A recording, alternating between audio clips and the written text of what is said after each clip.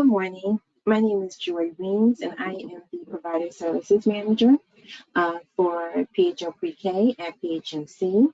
We are going to start our meeting for this morning. Again, we say welcome. We are so glad that you are able to join us today. A few housekeeping details. Please remember to mute your computers and phones during the presentation. If you have any questions or comments, please enter them in the chat box, and there will be time allocated during the presentation to respond to questions. So the purpose of the PHMC contract entity meetings is really to convene quarterly for providers that are assigned to the PHMC contract entity. The meetings will include, but are not limited to, the following: discussions around provider contracts, monitoring contract compliance for the PHO Pre-K program, reviewing upcoming compliance monitoring expectations, providing support to ensure that providers are meeting contract deliverables, reviewing fiscal expectations, and in the fourth quarter, we will discuss program closeout. At this time, I will turn the presentation over to Leslie Rossler, who will introduce you to the PHMC PHO Pre-K team.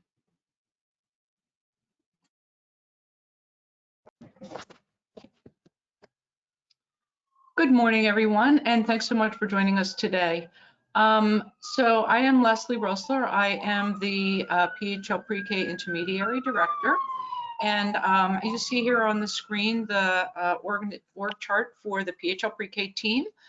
We have the contracts team, which is led by Carrie Lee, who is our contract manager, and then Kate Zimick, who is the contract coordinator. And then Joy Weems, who is our provider services team manager, leads the provider services team and is supported by three coordinators: Karima Faulkner, Nicole Moody, and Zaira Velez. And then we have provider services specialists, and you are all interact, I know, very intimately with your provider services specialists to support you with the contract deliverables. And those folks are Yesenia and Rosetta and Shonda and Tanya. We have one vacancy on Karima's team. And then Jasmine, Shakita, Lisa White, Simone, and Takeshwa. And then we have Quayle, Love, and Lisa Andolini. And then also on the provider services team also is our early child mental health consultant, Bernadette, and family navigator, Melita. And then the information and accountability team led by Johanna Borden. And then a couple of coordinators, Jennifer Harris, enrollment and referral coordinator, and Cassandra, who is the data and enrollment coordinator. And then additionally to enrollment specialists that support the enrollment activities, and Malachi Nelson is a new specialist to us, and we have one vacancy on that team. So very happy to have all of this team supporting this work. So thank you so much. Thanks, Leslie. So our agenda for today includes information and accountability updates. We will have contract deliverable updates. We will also share information about our early childhood mental health consultation and family navigation services. We will discuss a little bit about PHO Pre-K provider expectations as we move throughout the year, and then we'll discuss next steps for quarter two. At this time, I will turn the presentation over to Johanna Borden, who will discuss the information and accountability updates.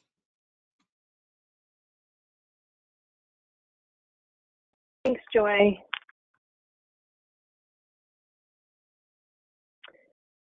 So system-wide enrollment, I'm happy to share that we are at 89% enrollment as of October 17th. Providers should continue to work towards 100% enrollment.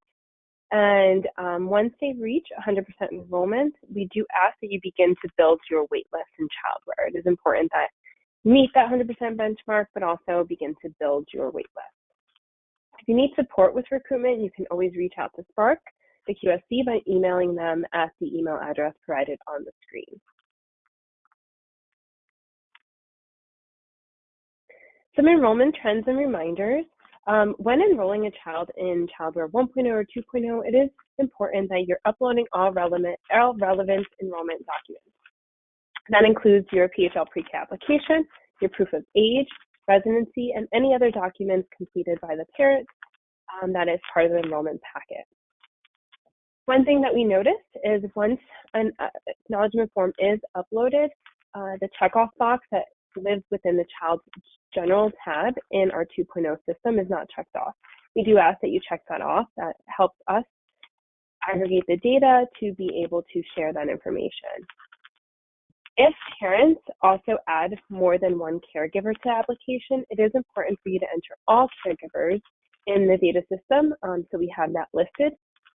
And lastly, if a parent lists an email address, it's also important for you to add it to the database so that we have that accessible as well.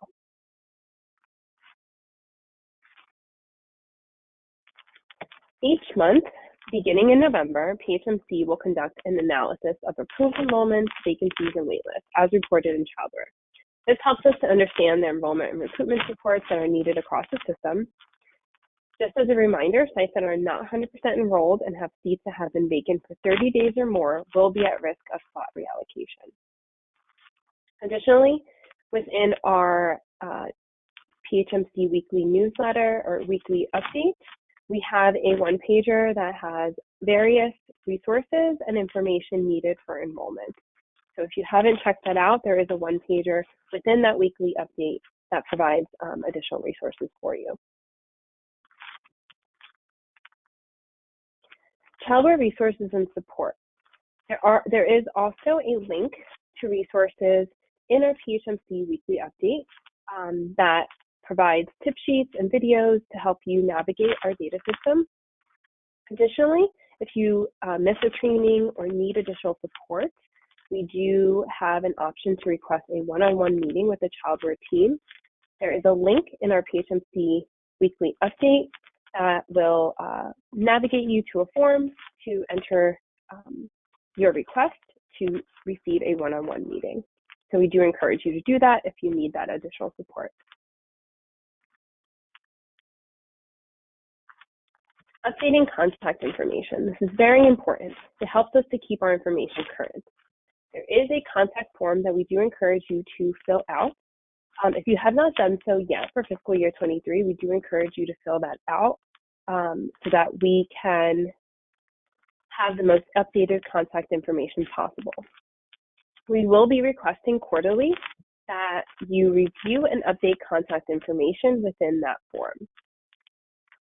If you need to access your previous entry and any information that you have entered for your contact, please email us at phlprek@phmc.org. We can send you a personalized link of your form entries, and you can update that within that link. If at any point during the school year you need to update any contact information, again, please use the form to update any sections as needed. If you need to provide access to new staff members within Childware, the process for that is that we ask you to enter the new employee in the Childware system, discharge the employee that's no longer there, and email the help desk at phmc.org to request access and the type of access for that new employee. I just want to note that if you are requesting access for a new employee at your location, the Childware team will schedule a training with you and the new person to ensure that the person understands the utilization of the data system before providing access.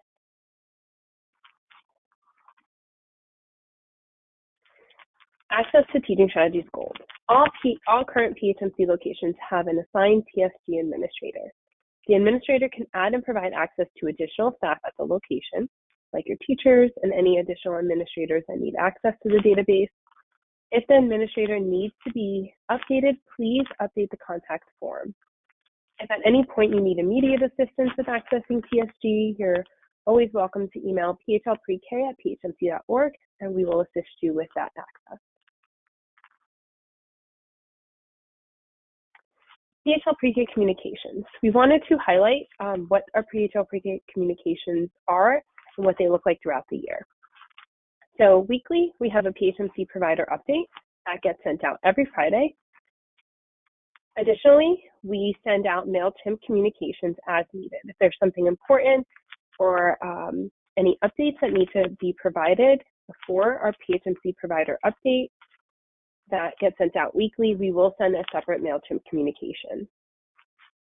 Additionally, this year, there is an automated slot approval notification. This happens every time a child is approved on our end by our enrollment specialist, that you get notified right away that the child's enrolled, and you can contact the family within that 24 hours.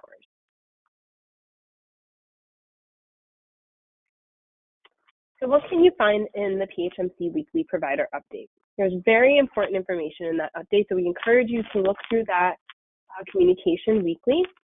What you'll find in the PHMC provider update is contract deliverable due dates, upcoming Spark and Calvert trainings, the contact information form that I mentioned previously, the link lives there as well. The PHL Pre-K YouTube channel. If you weren't aware, we do have a PHL Pre-K YouTube channel that houses any previous trainings and sessions, so you can always go back and review any training or sessions that have occurred for the year already. So that also lives in our PHMC weekly provider update. And then there's many more resources and updates that get added weekly and shared with you all. Okay, we're going to stop there to see if there are any questions. Johanna, I don't see any questions in the chat box at this time. Yep, Johanna, sounds good. Johanna, for the YouTube channel, Yes, could you just speak for a moment about the language access capability there for folks? Absolutely. So one of the reasons why we are uploading some of our trainings and meetings into the YouTube channel is to be able to provide any of our providers with language access. What that means is that when you go into any of the trainings, you can select which language you would like to be subtitled at the under the video that's being played. So there is a tip sheet on how to do that also in the PHMC Provider Weekly newsletter. If your preference is to view the video in Spanish, you can select the Spanish subtitle option, and that will populate for you at the bottom of that video. So that's one of the reasons why we're using the YouTube channel, to really support you all in providing language access in your preferred language.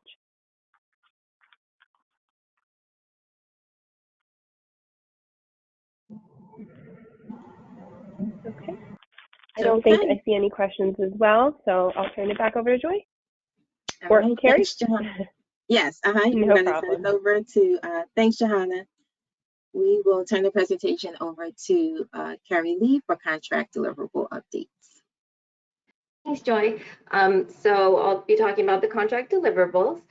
Starting off, just letting folks know that contracts have started to go out. If exhibits have been finalized, please read through those and return as soon as possible.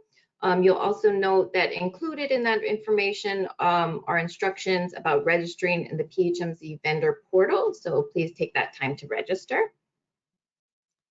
In terms of FY22 fiscal reporting, this is for providers in PHL Pre-K last year. We've contacted providers who need independent external reviews. These are due on October 30th. Providers can request an extension if you need one, and if you haven't done so, that's past due, so please do so immediately. Those that have submitted, OCF is reviewing all of the extension requests right now, and you should receive notification decisions shortly. For year-end reporting, providers who fall into this category need to submit the budget versus actuals report.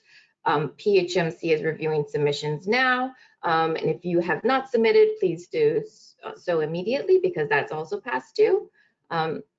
For desk reviews, providers were notified if they were selected for desk reviews in August. Thank you to those who have been able to submit their general ledgers. We'll follow up with you soon on next steps, and that includes submitting supporting documentation, and then also a meeting with PHMC finance staff, either virtually or in person. The provider services team has been in touch with those who have not submitted, and we're hoping to get those in soon. Now, for FY23 mid-year reporting, coming up in December, all providers will need to complete mid-year reports, which include submitting the budget versus actuals template. We will reach out to you in December to provide you with this template, and then they will be due in February of 2023. In preparation for reporting, please make sure you have your financial management systems in place now that allow you to track revenue and expenses and produce financial reports. Make sure you're also keeping supporting documentation for all transactions. There are fiscal resources available if you need help. We did a training last month about FY23 fiscal expectations and the financial systems that you need to have in place. But if you don't have yours, you can access those links here on the slide.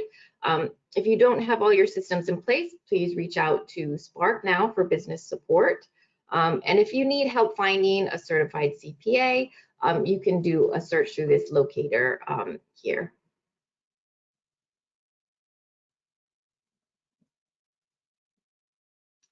Just a reminder about staff qualifications. There were a few changes this year to align with the career pathway that we went over in contracts training. Just a reminder, every childcare center needs a full-time director or administrator with a minimum of a PA career pathway placement level B. Each classroom needs a lead teacher with a minimum of a level B. An owner operator of family childcare acting as a lead teacher also needs the same level B.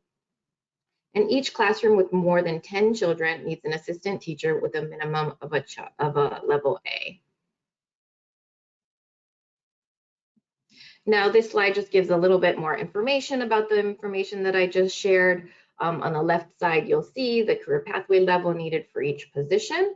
In the right columns, you'll see the PA career pathway detailing what credentials qualify. So in level A, you'll need to just meet one of those bullets to qualify, and same for level B. Some changes we just wanted to highlight again from last year to this year. For lead teachers, individuals with PRISM degrees conferred prior to June 30th, 2022 are grandfathered in at level B and qualify as lead teachers. Related degree holders also need 18 EC credits. And there was an expansion in the related fields that are accepted. For assistant teachers, they went from needing 6 EC credits to 9 EC credits. So if you have staff that don't meet these requirements, you have the option to submit a waiver, and staff should also be working towards plans to meet requirements in the future. And if you need any assistance, you can please reach out to Spark now.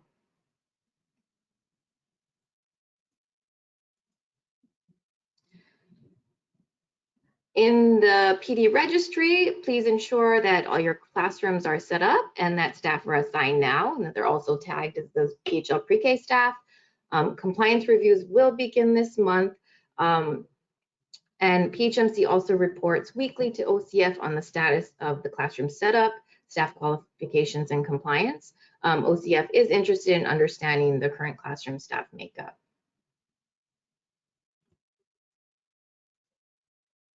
So here are some links to submitting waivers.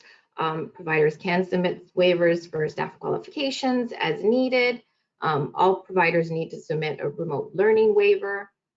And providers can also submit for waivers around curriculum, assessment, and developmental screening if that will apply to you. Thanks to all that have submitted so far. These waivers are under review, and you should be hearing back in the coming weeks about the decision.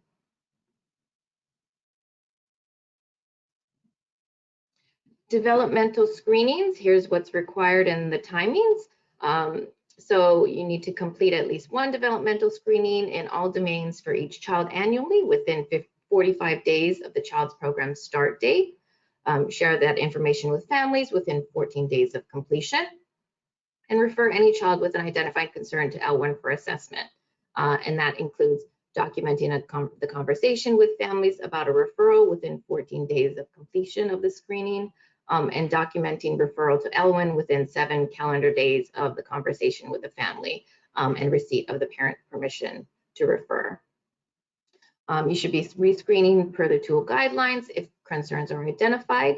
And children with IEPs are exempt from this requirement if a current IEP is in the child's file and childware. Monitoring around compliance will begin around next quarter. And finally, outcomes assessment. Providers need to conduct child observations for all months of service in each domain of development outlined in TSG. Each child should have at least one documented observation in every dimension objective per the checkpoint timeframe.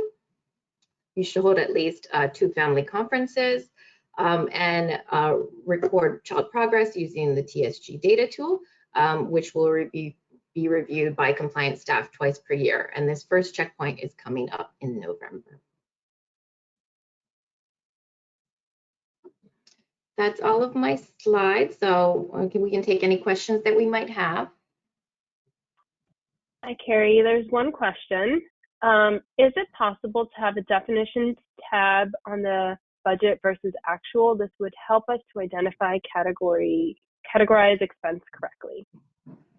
Definitions of expense. Sure, we'll get that in there for the mid-year report.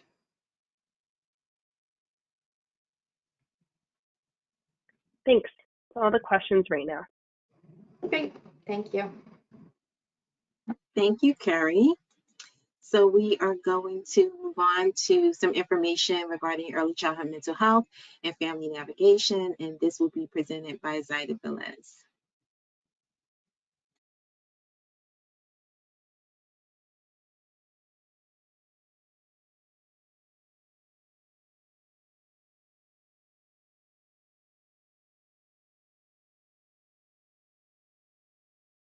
Okay, Zaida may be having some technical difficulties, so I will present on her behalf. Let's see. So regarding early childhood mental health services, we just want to cover with you what is actually covered under this support for the system. Our early childhood mental health consultant basically provides services for referred children in PH or pre-K. She provides observations for children, teacher-child interactions, and classroom practices. Our consultant provides home visits. So this is a model that's a little bit different from the state model, where primarily with the state model, the consultant comes into the classroom. With our model, our consultant actually provides home visits. Right now, they're pretty much virtual, but she does meet with the family as well, so that we are supporting the child not only from the classroom perspective, but also from the home perspective. She also provides social emotional teaching strategies, supports PHO pre-K programs and parents in accessing more intensive services if that is a need. If we need to connect families to community behavioral health, the consultant and our family navigator work in conjunction to be able to do that. We also model effective relationship building and communication skills regarding interactions with families, teachers, and administrators. Regarding our family navigation services, our family navigators support families of children who have a red flag in social emotional development as identified on the developmental screening tool as they connect to behavioral health services and or early intervention services. Our family navigator supports families with accessing appropriate funding for behavioral health services. Again, that kind of brings in community behavioral health. There is a difference between our support with Elwin regarding early intervention and our support with community behavioral health. When it comes to CBH, we are not able to directly access that support, but we can connect the family and we can guide the family through that support, or through that process, I should say. Our Family Navigator also supports families with children in the pipeline for early intervention or behavioral health services. For example, she does attend IEP meetings. If there needs to be an IEP review meeting, such as the teacher thinks that the child could benefit for additional services or supports, our Family Navigator can support with scheduling an IEP review meeting for the family and for the program. A Family Navigator also supports families in crisis and connects families with community resources. In order to request the services for early childhood mental health, you must complete the PA Key Request for Service form. That form, there's always a link to that form in the Provider Update Weekly. That form, again, goes directly to the PA Key, and then it's triaged to us because you must mark on the form that the child is a PH or pre-K child, and then it will get triaged to us. You return the completed form. You can do it by email, or there's a fax number on the form. For family navigation supports, you can complete the Family Navigator request form. Again, there's always a link to this form in the provider update, and you submit the form directly to Zaida Velez at zvelez@phmc.org. So we're going to talk a little bit about PHL pre-K provider expectations. So we really want to help you in staying on top of the deliverables. We know that it is a lot to manage the deliverables in our system. And so your provider service specialist is really committed to being able to help you stay on top of these deliverables. So a couple of tips. Keep your provider service specialist abreast of changes in your program that affect delivery of PHL pre-K services. Inform your provider service specialist of any new staff before they begin so that you can ensure the credentials meet PHL pre-K requirements.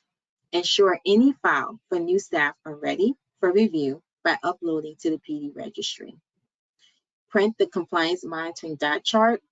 This chart is included in your contract. There's a little screenshot of it here on the screen. It's a really good idea to print that, put it somewhere in front of you so that you're always seeing what we're monitoring each month. Add the deliverable due dates to your calendar on your phone, your computer, or on your wall. You can add dates for each step your program will take to meet the deliverables. Identify who will be a part of ensuring the program is ready to document the deliverables for your PHL pre-K site visit, and make sure that they are clear about their role and know when they need to complete the task. Making the most of your site visit. So this year, our provider service specialists will be providing virtual as well as in-person site visits. There will be an in-person site visit conducted quarterly at your program. So in order to be prepared for this site visit, ensure child records are ready to review prior to your virtual visit, whether it's virtual or in person, by uploading sources of evidence in Childware and preparing the physical file for review. Conduct a trial run and review child and staff records for deliverable compliance before your site visit, so that way you know you're prepared when your specialist gets there. We know that sometimes you're on limited time, so really to make the most of the time, just make sure that everything's prepared prior to the visit. Ensure that Childware data entry requirements are completed. And then staying on top of emerging new information. We recommend scanning each week the PHMC provider update for any new information. Any new information regarding deliverables or updates in any way will be in the provider update. Read the OCF PHL pre-K newsletter each month. Sometimes OCF includes information that also affects the entire system. It also includes Spark updates, so it's really important to make sure that you review that newsletter as well. Ensure all staff with responsibility for PHL pre-K programming are subscribed to both the OCF newsletter and the PHMC provider update. Ensure site location or agency contact information is current. Johanna talked a little bit about that earlier, and how you can make sure that your information is current so that your specialist can reach you by phone and email, or however you choose for them to communicate with you, especially when it's time-sensitive information. And please make sure your specialist knows whether you prefer phone calls or email communication, that is. So what are the next steps following this meeting? The next steps include continue, if you haven't submitted contract exhibits, which I believe everyone has, to submit them. And also, I should say, I believe everyone has submitted their exhibits. However, if a resubmission is required, please make sure that you resubmit your contract exhibit as soon as possible. Upload all required documents to ensure enrollment verification, and prepare for virtual or in-person site visits from specialists to verify enrollments. Additional next steps include create a PHL Pre-K classroom in the PD registry and identify staff that will be assigned to those classrooms. We talked a little bit earlier about the importance of making sure that all of your information is in the PD registry, I should say, so that we can monitor the staff qualifications. This is information that we are gathering, and we need to report this information to the Office of Children and Families. So please make sure that all of your information is entered into the PD registry. And then also complete your developmental screenings within 45 days of a child's start date. And we will start monitoring on ASQs in the next few weeks. Dates to remember: October 30th, the external reviews are due. November 15th is the first TSG checkpoint. October 24th, we will start staff qualifications monitoring. November 1st, there will be an ASQ, TSG, and staff qualifications data poll. And based on that data poll, your provider service specialist will follow up with you to identify if there are any barriers to meeting any other deliverables, and then refer you for supports. January 11th, there will be a contract entity meeting. That will be the third quarter contract entity meeting. And then April 12th will be the fourth quarter contract entity meeting. So you can go ahead and put those dates on your calendars so that you're prepared for those meetings. We will also have the information in the provider update. Are there any questions? Hi, Joy. Yes, there's a few. We're gonna start with where can we find the monitoring dot chart, and what happens if we are out of compliance on something during a site visit? That's really good questions, really good questions. So one, the compliance dot chart will be included in the contract. So it is an exhibit or, an addendum to the contract. So you will see it. If you haven't received your contract yet, you will see it when you receive it. And if you have received your contract, just check. I believe Carrie may know better, but I believe it's towards the end of the contract. And then the other question was, what happens if you're out of compliance, Johanna, during a site visit? Correct. What okay. happens if we're out of compliance on something during a site visit? Right. So if you're out of compliance during a site visit, your provider service specialist will document it, we'll discuss it with you, and we'll talk about the barriers to why you weren't able to meet compliance. If applicable, the provider service specialist will refer you for support with the Quality Support Center. So then your coach will reach out to you and then support you in being able to meet compliance. And then the following site visit, generally we will follow up to see what the progress is. Thanks, Joy. The next question is about support services for children. So what services do we have to support students who score below the cutoff for cognitive development? Well, the supports that we have is that one, if a child does score below the cutoff, then the child should be referred to Ellen. You can also reach out and request support from the Family Navigator, because our Family Navigator will support in the referral process, so the provider doesn't have to. So if we know that a child has been referred for supports, the Family Navigator can kind of monitor, check in with Elwin, make sure that everything is staying on track. And then the Family Navigator will also communicate with the family and the provider regarding that process.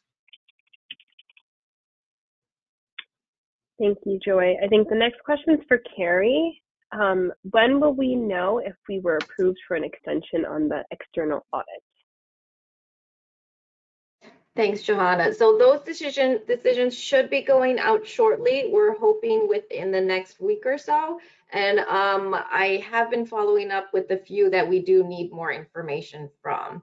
And there have been a few that have submitted extension requests without their CPA engagement letter. We will be following up on those CPA engagement letters with you. Thanks, Carrie. Joy, we have one more question. Do we have time for one more? Okay. Sure. Great.